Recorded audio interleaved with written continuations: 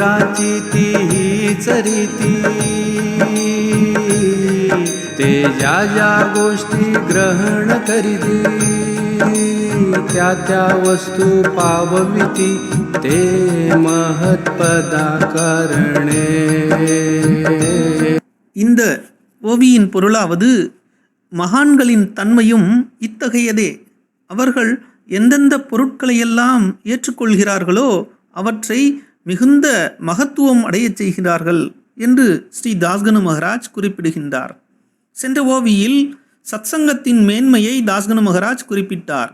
இந்த ஓவியில் மகான்களின் சேவைக்கு நாம் ஏற்றுக்கொள்ளப்பட்டுவிட்டால் முன்னர் நாம் எவ்வளவுதான் முக்கியமில்லாதவராக ஒரு பொருட்டாகவே இல்லாதவராக கருதப்பட்டாலும் கூட நம்மை மகான்கள் புகழின் உச்சிக்கே இட்டு செல்கின்றனர். இதற்கு தாஸ்கனு மகராஜே ஒரு நல்ல சிறந்த உதாரணம் என்று கூறலாம்.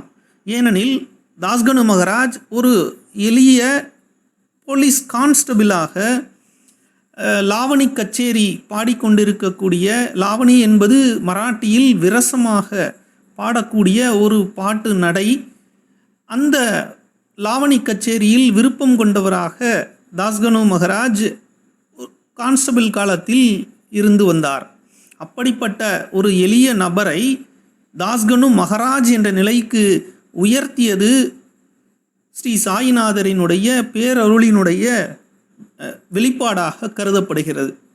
எனினும் கூட தாஸ்கனு மகராஜ் அடுத்த ஓவியில் இதற்கான வேறு உதாரணங்களை குறிப்பிடுகின்றார். ஜெய் சாய்ராம்.